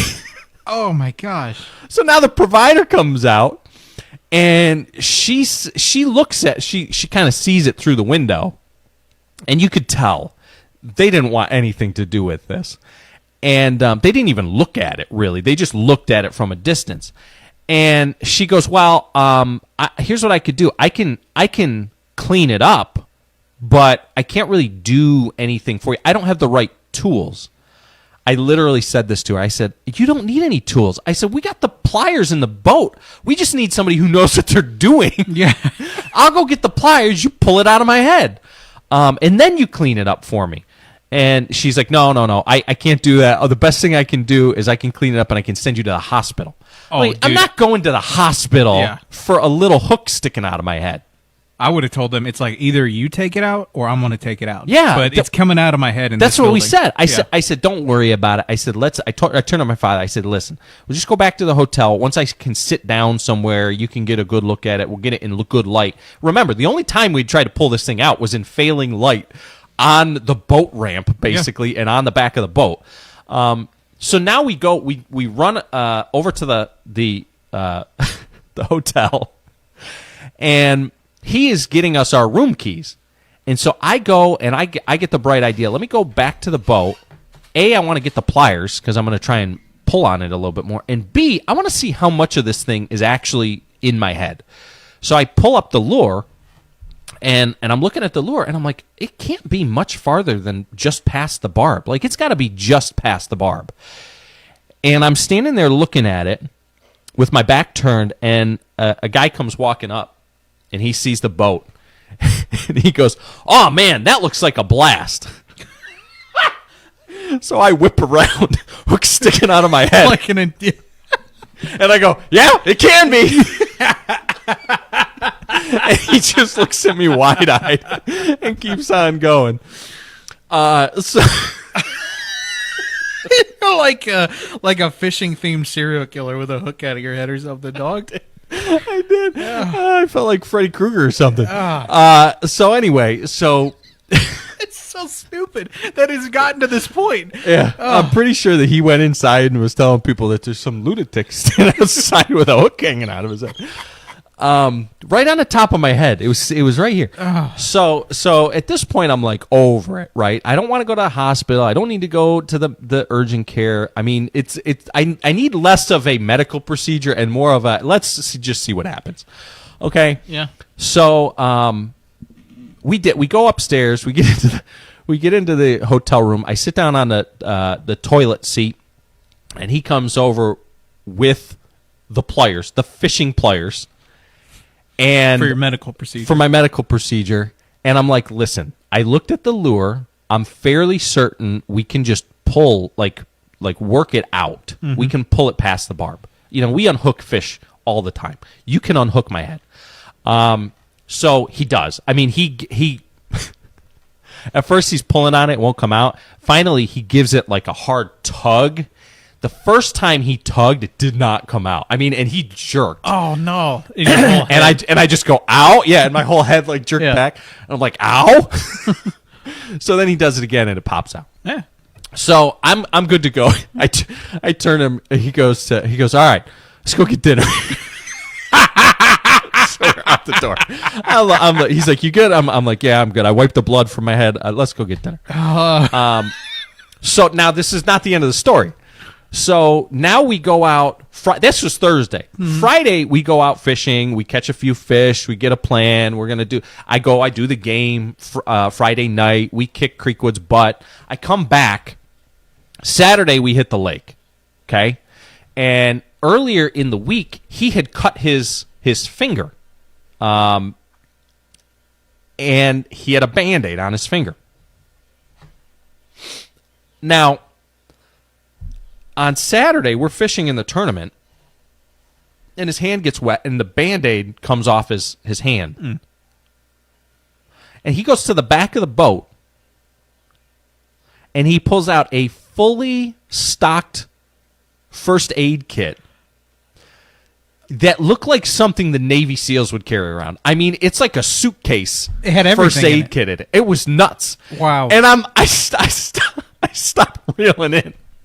Well, I stopped reeling in my lure, and I turned to him, and I'm like, "What the heck? Where was that on Thursday?" He's like, "Oh yeah, I guess I forgot I had this." Forgot? You forgot. Oh my God. He's got a little boo-boo finger.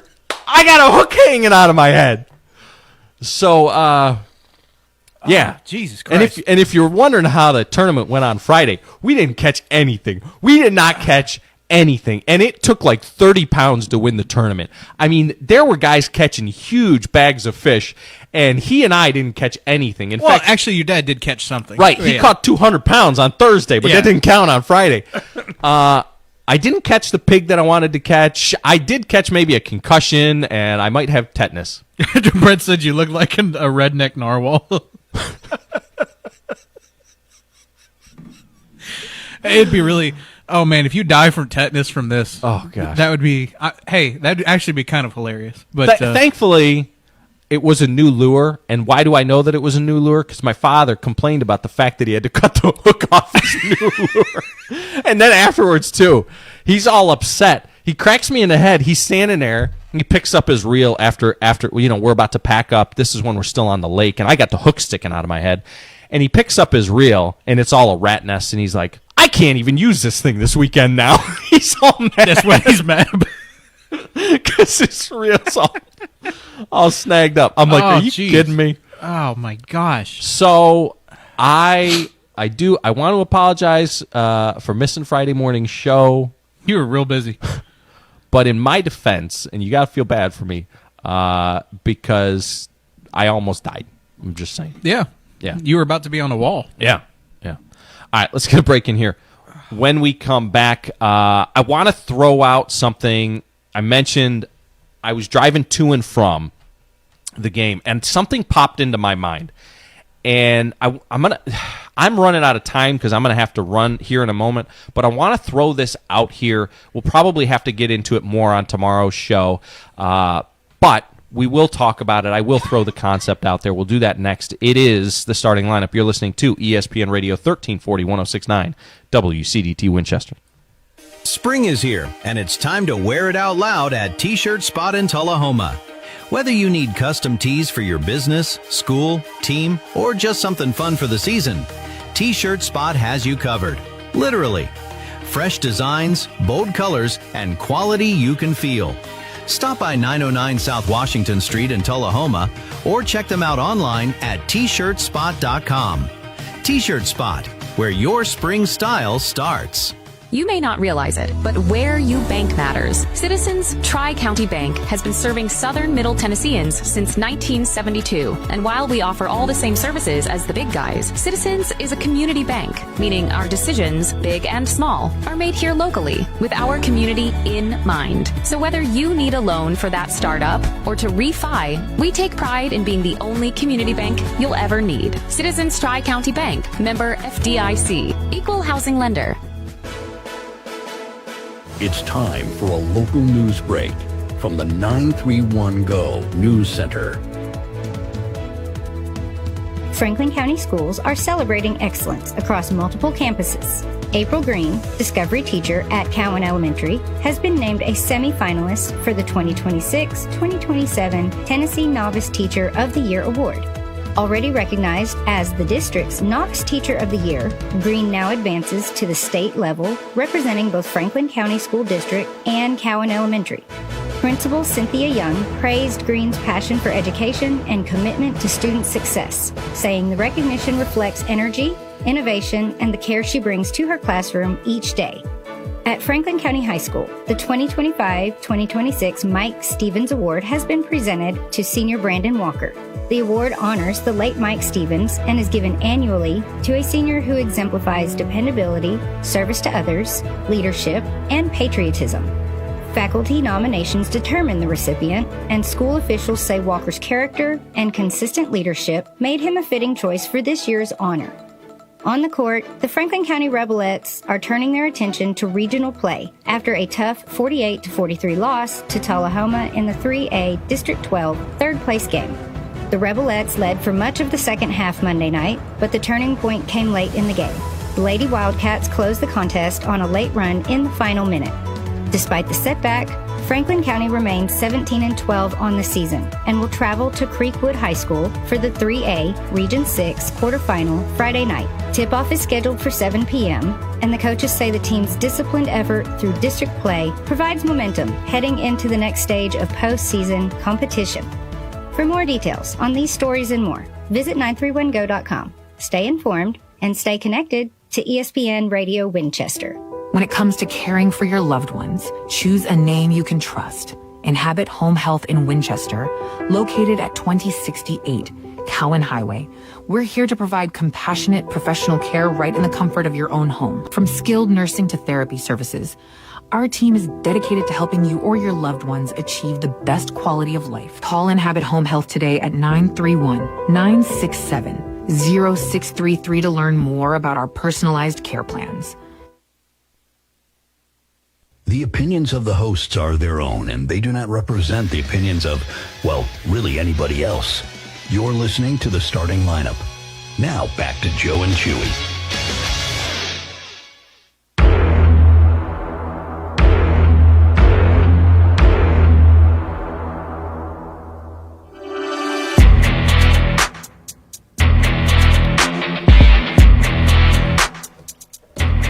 Back here on ESPN Radio 1340 1069 WCDT, Winchester. Joe Abraham alongside Chewy, and in studio with us now, Johnny Hand. Good morning, my friend. How are you? Good morning. I heard you were sneaking out early, and I am. Chewy and I got along so well on Friday. Johnny, you guys have to look at this. That's a tight shot right there. That's a tight shot. That's like the world's ugliest police lineup in Franklin County. No, I don't know. Before 9 o'clock. That's a lot. They wish they could be that handsome. Well, I do welcome you back into Franklin County's favorite radio station. Are we? Well, I'll leave that alone. More local programming than anyone else around. Yeah, that's not the word on the street. And I promise you that. That's the reality of the fact. Mom jumped in saying hello, by the way. Good morning, Mom. Good morning, Mom. So the other day on Facebook, I threw out a question: are we worth $1 an hour? And some people, liked it. One person said nope. Stacy, no, who was it? Sarah Sells. She jumped in there and she said some nice things about us. But here's the thing: it's not about everybody agreeing on the fact. It made me realize that most people don't actually take time to stop and think about what we do as far as being a local media company here in a town like in a community like Franklin County.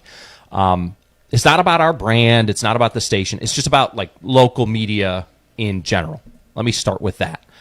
And to start by saying local, what I mean by local businesses, local station, local news, defining local is not just on the dial position where we are. It's about our presence. So backing out real quick, to be a local media outlet, to be a local media or a local radio station in a place like where we live, guys, the culture is not built here in town by things like national headlines. It's built by Friday nights. It's built by gymnasiums, during basketball season. It's built by middle school postseason matchups. It's built by north-south rivalries. It's built by senior nights. It's built by recognizing a principal of the year who we had in studio with us earlier. It's built by sitting down with the Board of Education members or Dr. Alsip and having these people in studio, or having coaches on, having players on each and every afternoon. If somebody does not show up and document those moments, they still happen, but fewer people see them. Fewer people feel connected with them. Fewer people feel pride in them. And so what we do as a local media company, local radio station, is we document and increase culture in the community. And it becomes, what we do becomes the running record, the ongoing record of what matters here.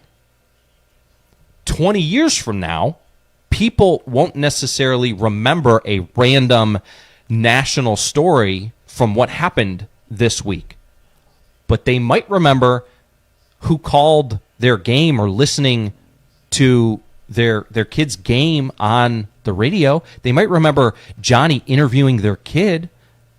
They're going to remember who showed up, and that's local. That's what connects people. And so over the last few months, we've had countless people in studio. Johnny's had kids in studio. We've interviewed coaches and athletes and administrators. We've had county and city leaders in and on air. And so I ask, where else do those conversations happen publicly all in one place? There is a reason why we have had 1.2 million views on our Facebook page over the last 28 days, and why that number has continued to rise over the last 6 to 8 months and stays at a steady, it's over $800,000 a month on average. Wow. Viewers on the Facebook page. And so we have become a place where parents and business owners and coaches and board members, all of the community intersects. It's like a common room for our county. And every time everything, starts to feel divided nationally, the common room that we have as a community for these types of conversations matters more than people realize. And so when I bring up the "are we worth $1 an hour" question, that's kind of part of what I'm talking about. Now, there's another side of it, and we're going to get deeper into it as the week progresses. But I wanted to just add a little bit more color to the question that I asked on Saturday. And I got to head out because I've got places to go and people to see here at 9 o'clock. But I'll leave it to you guys to kind of discuss shortly here, as well as some of the other things that are going on. But think about it really from a content standpoint. Is what we are providing worth $1 an hour across the community? Tomorrow when I come back, I'll explain where the $1 an hour comes from. But I was thinking about this, guys, on the way to and from Creekwood. And I do. I think that it's worth local folks asking, what is what we do worth to them? What is it worth to local businesses? What is it worth to the community, to the kids? And I just want to get people's opinions. What is it worth? But that's just me kind of teasing it, throwing it out. I wanted to talk about it more on today's show, but we had some interviews. We had to get some things in, and that's what we do. Those things, the conversations with Rachel Shields and the conversations with Dr. King, those things take precedent over, the conversation like this about us and the radio station. But it is something that we will get into later this week. But I'm going to head out and leave it up to you guys. I appreciate you filling in for me once again, John. Well, you're leaving with the deep thoughts, and Chewy and I will quickly take that off the rails as we do. But you've planted a seed, and I encourage people to think about that. We take great pride in the fact that when you think about local sports, and local is the key. When you think about local events, that we are who pops into your mind. I think something that should be said is that we just named a new director of schools. Yeah. We didn't call the board and say, hey, we'd like to talk to Dr. Awesome. The board reached out to us. Right. And said, hey, this is what happened last night. Can we come talk to your people this morning? Yeah. And, of course, we were like, yeah. The answer was, heck yeah, come on. Right. It's a function, not just a company, And so, and here's the thing, and Joe planted a seed and ran because that's what he does. And tomorrow, Joe will bring the stuff. You and I are just finishing up this hour, but I want people to think about something, and that's expectations, because we've had the head football coach. We have a brand new football coach. His very first time talking to the public, it was here. Yeah. The first director of schools, it was here. You two talk to the mayor, the county mayor, and Winchester City mayor every week. Yeah. And so and what's happening now is folks expect that. That's not unusual. It's not it's not spectacular as right. it used to be. It's not as not radical. We don't have to jump on Facebook and you're not going to believe who's coming on the show today. Right. And to me, that speaks volumes. And when you talk about value, it's about bang for the buck, and it's about, what are you getting for your money? And, and we've reached that point in a short time, and we're really we're on the precipice. We're not done, but we're at that point now where folks are more surprised when somebody doesn't talk to us, or we're not first, than they are the other way around, because we're setting that standard, and we love that. We love that challenge.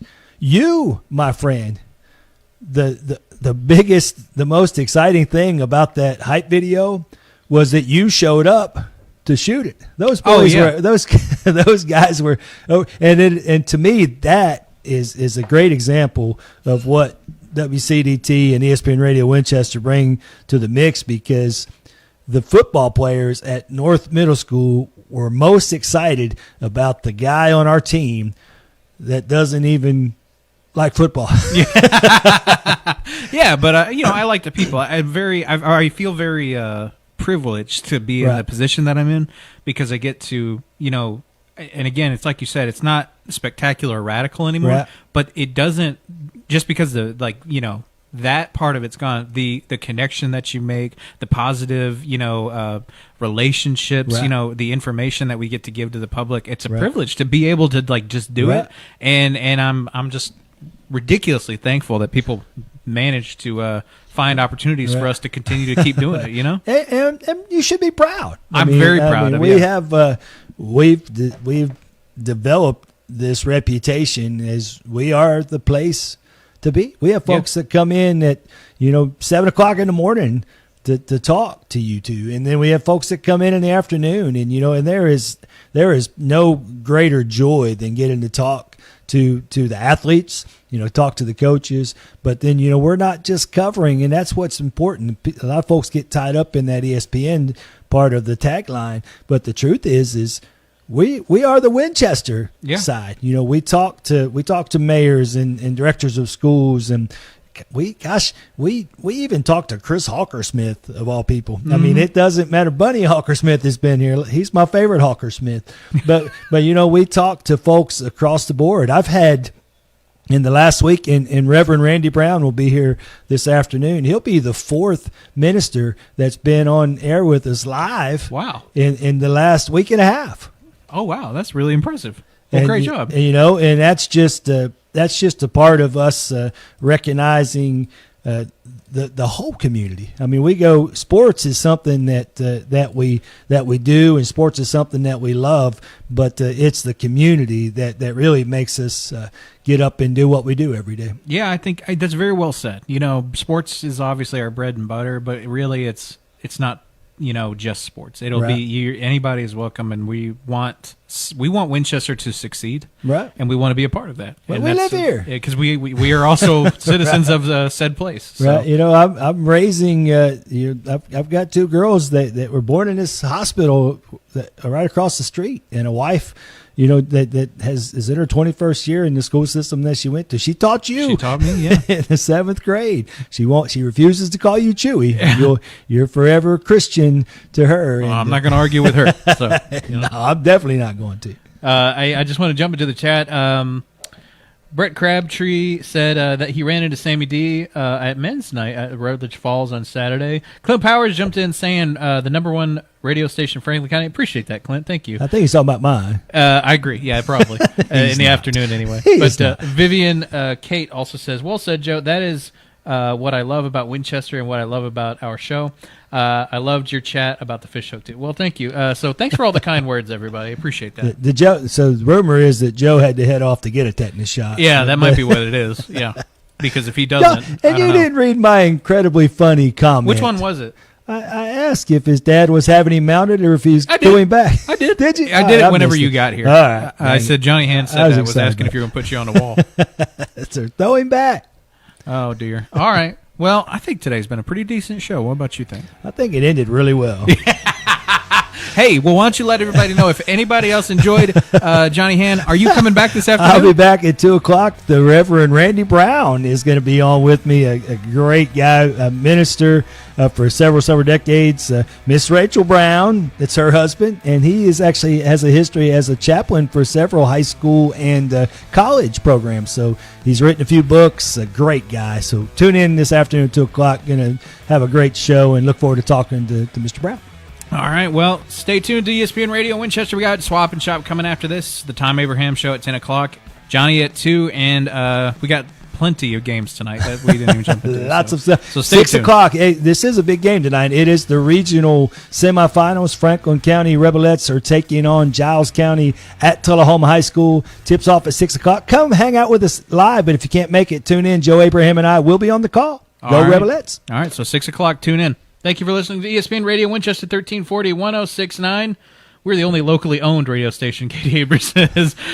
Stay tuned for more after these messages. We'll be back later. Opioid addiction doesn't discriminate. It can affect anyone.